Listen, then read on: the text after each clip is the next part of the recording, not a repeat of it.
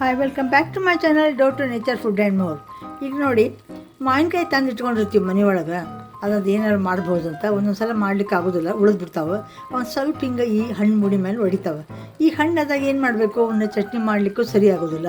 ಅದಕ್ಕೆ ಈ ಥರದೊಂದು ಮುರಬ್ಬ ಮಾಡಬೇಕು. ಏನು ಮಾಡಬೇಕು, ಗೊರಟ ಒಳಗಿನ ತೆಗೆದುಬಿಟ್ಟು ಉದ್ದುದ್ದಾಗಿ ಇದನ್ನು ಹೆಚ್ಕೋಬೇಕು. ನೋಡಿ, ಹೆಚ್ಚಿದ್ದನ್ನೆಲ್ಲ ಈ ಥರ ಹೆಚ್ಕೋಬೇಕು. ಈ ಥರ ಹೆಚ್ಕೊಂಡ್ಬಿಟ್ಟು ಇದನ್ನು ಒಂದು ಕುದಿ ನೀರಾಗ ಕುದಿಸ್ಬೇಕು. ಇದು ಕುದ್ದು ಹೋದಿಂದ ಇದ್ರ ಹುಳಿ ಹೋಗ್ತದಲ್ಲ, ಇದನ್ನೇನು ಮಾಡಬೇಕು, ಸೋಸ್ಕೊಂಡ್ಬಿಡಬೇಕು. ಇದಕ್ಕೆ ಬೆಲ್ಲ ಏಲಕ್ಕಿ ಪುಡಿ ಹಾಕಿ ಕುದಿಸ್ಬೇಕು. ಒಂದು ಸ್ವಲ್ಪ ಕೇಸರ ಹಾಕಬೇಕು, ಬಣ್ಣ ಬರ್ತದೆ, ತುಂಬ ಚೆನ್ನಾಗಿ ಆಗ್ತದೆ ಇದು. ಈಗ ನೋಡಿ, ಸೋಸ್ಬಿಟ್ಟಿದ್ದಕ್ಕೆ ಇನ್ನೊಂದು ಸ್ವಲ್ಪ ನೀರು ಹಾಕ್ತಾಯಿದ್ದೇನೆ. ಒಂದು ಕುದ್ದು ಹೋದ್ರೆ ಸ್ವಲ್ಪ ಹುಳಿ ಏನಾಗ್ತದೆ, ಅದು ಒಗ್ಗರು ಹುಳಿ ಏನಾಗಿರ್ತದಲ್ಲ, ಆ ಟೇಸ್ಟ್ ಸ್ವಲ್ಪ ಕಡಿಮೆ ಆಗ್ತದೆ. ಇದಕ್ಕೆ ಇಷ್ಟು ಕುದಿಸ್ಬಿಟ್ಟು ಇದು ಕುದಿಲಿಕ್ಕೆ ಹಾಕ್ದಾಗ ನಾವೇನು ಮಾಡಬೇಕು, ಒಂದು ಸ್ವಲ್ಪ ಬೆಲ್ಲ ಹಾಕಬೇಕೀಗ.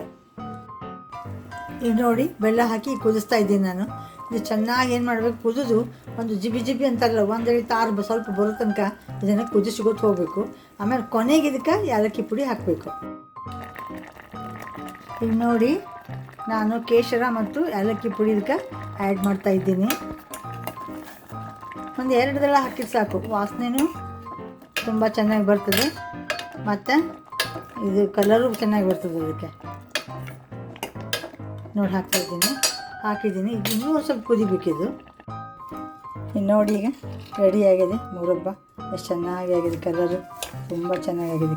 ಸ್ವಲ್ಪ ಕೇಸರಿ ಹಾಕಿದರೆ ಟೇಸ್ಟು ಇದಾಗ್ತದೆ. ಇದು ಟ್ರಾನ್ಸ್ಪರೆಂಟಾಗಿ ತುಂಬ ಚೆನ್ನಾಗಿ ಬಂದಿದೆ ನೋಡಿ. ಈ ಸಲ ಈ ಥರ ನೀವು ಏನು ಮಾಡಬೇಕು, ಸ್ವಲ್ಪ ಹಳದಿ ಹೊಡೆದಿರ್ತಾವಲ್ಲ ಅಂಥ ಮಾವಿನಕಾಯಿಗಳಿಂದ ಇಂಥ ಮುರಬ್ಬ ಮಾಡಿಟ್ರೆ ಬ್ರೆಡ್ಗೆ ಚಪಾತಿಗೆ ಹಚ್ಕೊಂಡು ತುಪ್ಪ ಜೋಡಿ ತಿನ್ಲಿಕ್ಕೆ ಬರ್ತದೆ.